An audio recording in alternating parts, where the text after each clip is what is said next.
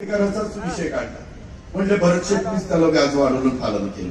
काही बोलायचं मुद्दा काही राहिला नाही, पाया खालची वाळू घसरायला नाही हे असलं काहीतरी सुचत. अरे आम्ही शास्त्रीकरांच्या बाबतीत पिंपरी चिंचवडला निर्णय घेतले ना,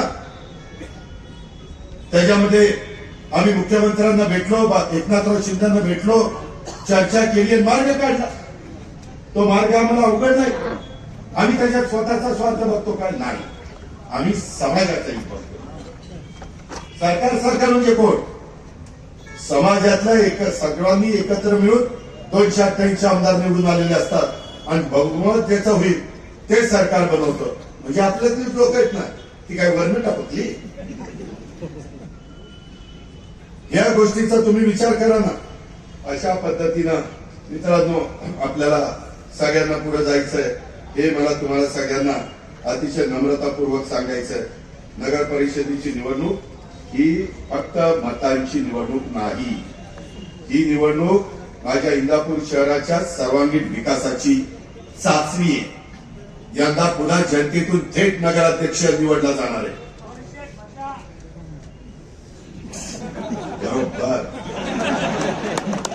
मतदान केल्यावर मोबाईलला फोटो काढ आणि मला पाठव.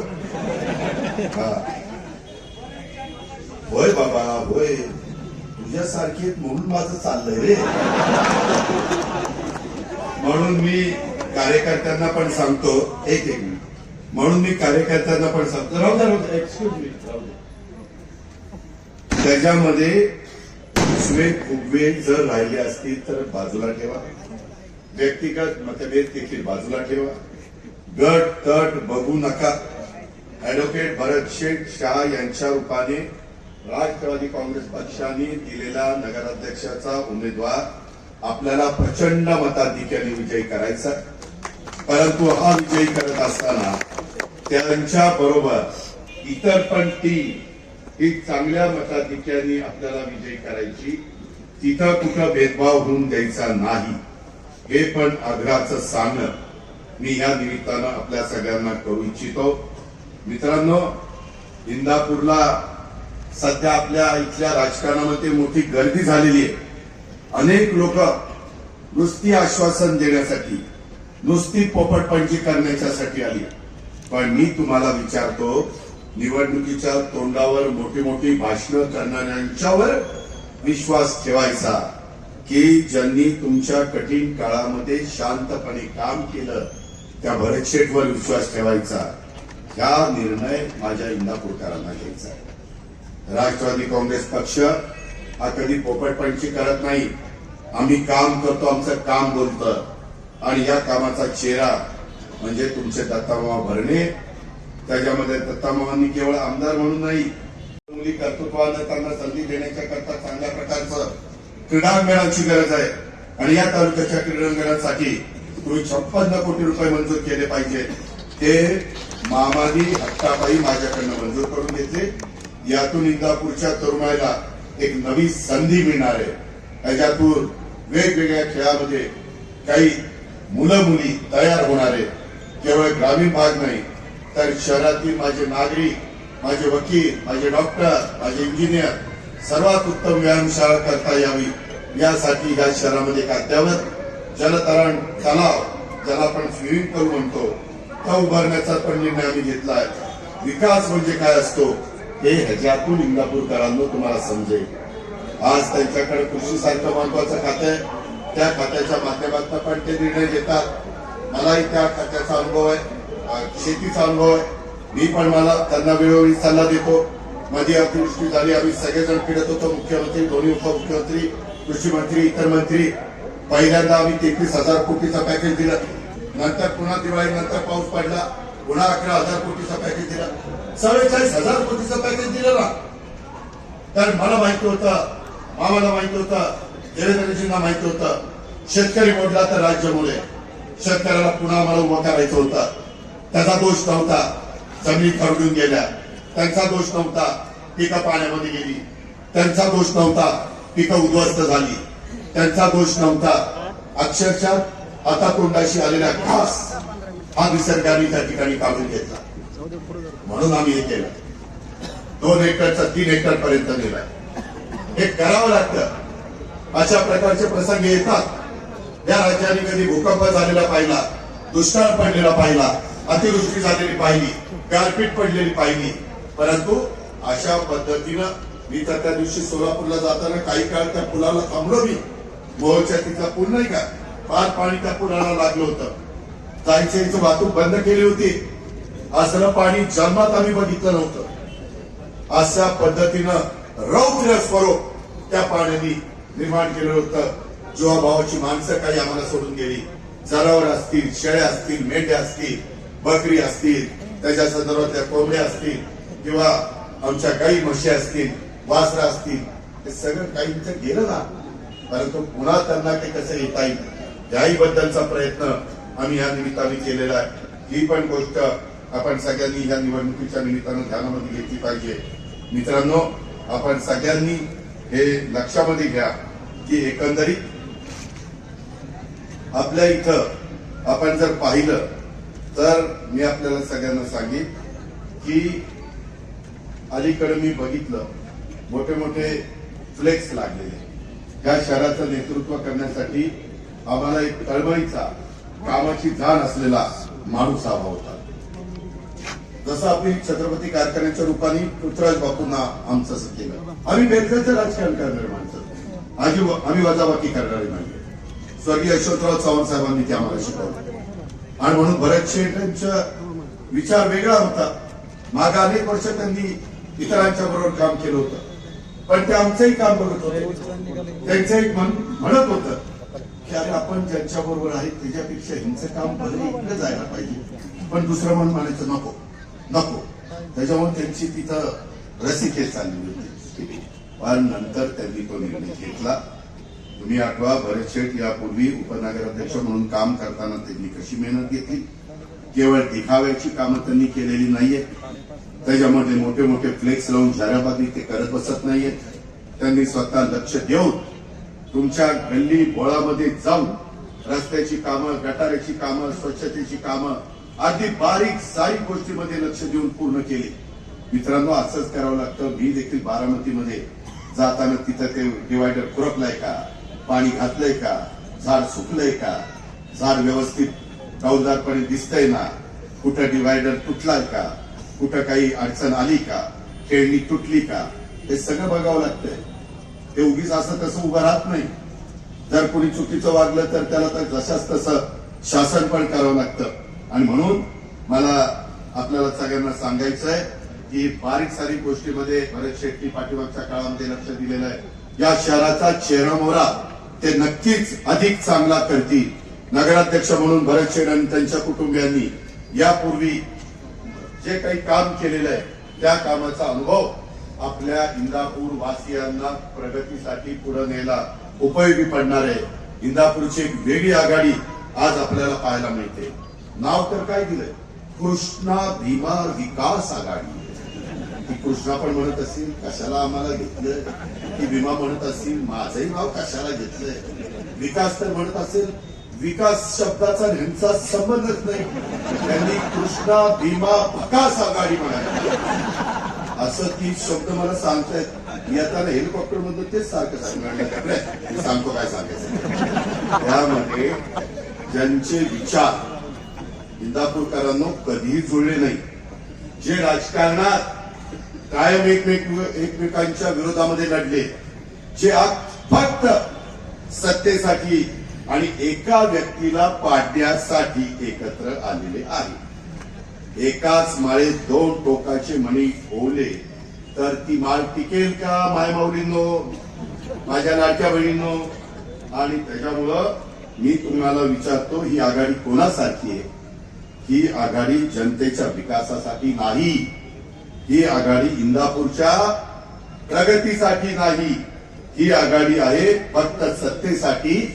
आणि उद्याच्याला मामाच्या जोडीला शहरामध्ये भरतशेठ शहा सारखा जर मिळाला तर पुढं कधीतरी काहीतरी आपल्याला मिळेल, ते कायमच बंद होईल. रिटायर होईपर्यंत काही आपल्याला मिळणार नाही, ही धाकधूक त्यांना आहे.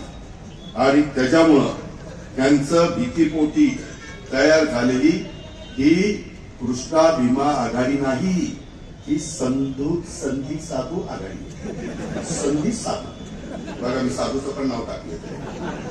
हे आपण तुम्ही लक्षामध्ये घ्या. आणि सत्तेसाठी एकत्र राजकारण करणाऱ्या लोकांना इंदापूरशी काही देणं घेणं नाही, इंदापूरचं काही हित माहित नाही. समोरच्या गटाची लढाई कशावर आहे तर ते भरत शाह नको, बाकी कोणीही चालेल. हे कोणतं राजकारण आहे? हे वैयक्तिक देशाची भूमिका, वैयक्तिक द्वेष असू नये. मित्रांनो, काळ वेळ आल्यानंतर आपल्या सगळ्यांना जायचंय. त्याच्यामुळे द्वेष करून काय तुम्ही मिळवणार आहे? आज आपल्याला इथं दफनभूमी, स्मशानभूमी, बाकीच्या सगळ्या गोष्टी, या सगळ्या गोष्टी करायच्या. आणि त्याच्यामुळं माझी इंदापूरच्या जनतेला विनंती आहे, अशा नकारात्मक व्यक्तिगत द्वेषावर आधारित राजकारणाला पाठिंबा देऊ नका. इंदापूर तालुक्याच्या विकासासाठी, शहराच्या विकासासाठी कोणाची चिकनफेक न करता शांतपणे विजन घेऊन काम करणारा माणूस आपल्याला हवा आहे. आणि इंदापूरकरांना माझी कळकळीची, आग्रहाची, नम्रतेची विनंती आहे की विकासासाठी जे काही मदत लागेल ती मदत करणार. आज मी आणि दत्ता मामा तुमच्या समोर त्या ठिकाणी आहोत. आता तुमचा निर्णय. जर तुम्हाला इंदापूर शहराचा सर्वांगीण विकास वेगाने करायचा असेल, जर तुम्हाला शहराचं कौटुंबिक नातं टिकून काम करणारा नेता हवा असेल, त्यासाठी फक्त एकच गोष्ट लक्षात ठेवा, ते म्हणजे भरत शाह आणि राष्ट्रवादी काँग्रेस पक्षाने उभे केलेले हे सर्वच्या सर्व उमेदवार, त्यांना भरभरून मतदान करा. हे आपल्याला सगळ्यांना, इंदापूरच्या जनतेला सांगू इच्छितो. मी आपणास एक साधा प्रश्न विचारतो, तुम्ही जुनं इंदापूर आणि आजचं इंदापूर याची तुलना करून बघा ना, विकास झाला की नाही? 19 वर्षाच्या कारकिर्दीतलं इंदापूर आणि 3.5 वर्षाच्या कारकिर्दीतलं इंदापूर, विकास झाला की नाही? हे बघितल्यानंतर तुमच्या लक्षामध्ये येईल. मित्रांनो, आपण सगळेजण उद्याच्याला आपलं मार्केट पण जर इथं तिकडचा माल आला तर वाढणार आहे. नक्या पण बारामतीमध्ये पचेल, फलटणचा बैल येतो, आजूबाजूचा माल येतो. शेवटी माझ्या शेतकऱ्याला काय पाहिजे? काटा झालं की लगेच पेमेंट पाहिजे, दर चांगला पाहिजे, कुठल्याही वजनामध्ये खोट नको. आणि त्या पद्धतीनं आपल्याला सगळ्यांना काम करायचंय.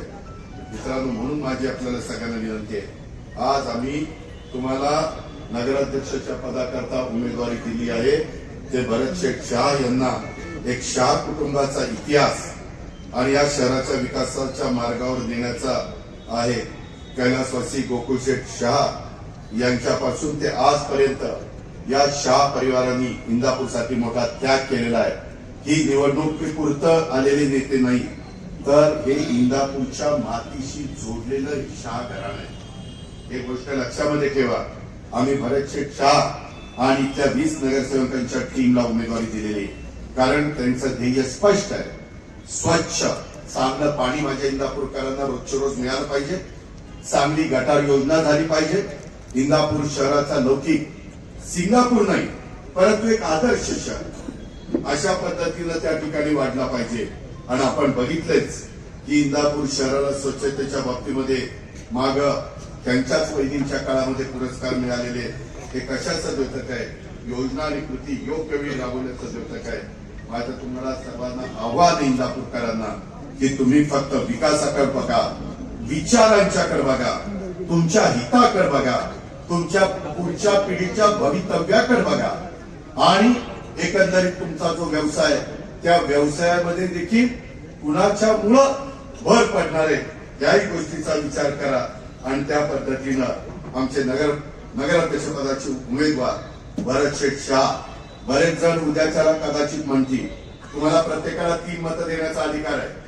एका मशीन पेटीमध्ये भरत शेठ शाहांचं गळ्याचं बटन तिथं दाबायचंय आणि नंतर 2 आणखी वेगवेगळ्या तुमचे मशीन असतील. नाही, तेच ना. एक ठीक आहे, मला ते माहिती नव्हतं कारण मी शहरात मतदान करत नाही. मी आपल्या काटेवाडी गावात खेड्यात त्याच्यावर दत्ता मामा एवढा अभ्यास माझा माझी मी म्हटलं ना, आता मला नवीन माहिती मिळाली की हा हे घड्याळाचं दिलक्रॉस तिथं दाबा बटन. म्हणजे हातात घड्याळ दिसलं तिथं दाबून काय उपयोग. वेगळा अर्थ करू नका, तुमच्या मनात जे येते माझ्या मनात. त्याच्यामुळं माझं तुम्हाला म्हणणं आहे की या गोष्टीनं बऱ्याचशांच्याही घड्याळाच्या शेजारचं बटन दाबा आणि तिथं अवर्गाचा पण घड्याळाचा असेल तिथलंही बटन दाबा. जिथं तुम्हाला घड्याळ दिसेल ते बटन दाबा, दुसऱ्याही मशीन मध्ये ते दाबा. काही काही जण म्हणतात नाही दादा नगराध्यक्षाचे उमेदवार फारच भारी, आम्ही त्यांनाच देणार आहे. आज त्यांनाच देणार की एकटं जाऊन काय करणार आहे? साथ पाहिजे ना. हेलिकॉप्टर अंधार पडायला लागलेला आहे, चला चला चला. माझं एवढंच म्हणणं आहे बाबांनो, आपल्याला त्याच्यामध्ये त्यांची टीम पण निवडून दिली पाहिजे. तर मी दत्ता मामा आणि आम्ही सगळेजण विकासाच्या बाबतीमध्ये त्या ठिकाणी इंदापूरकरांना मदत करू. तुम्ही तुमचं काम करा, पुढं 5 वर्ष आम्ही आमचं काम करून दाखवू. हा शब्द मी तुम्हाला सगळ्यांना देतो आणि या ठिकाणी थांबतो. जय हिंद, जय महाराष्ट्र, जय भीम, खुदा हाफिज. कोणी हात वर करून सर्वांनी घड्याळाचा गजर करायचा आहे.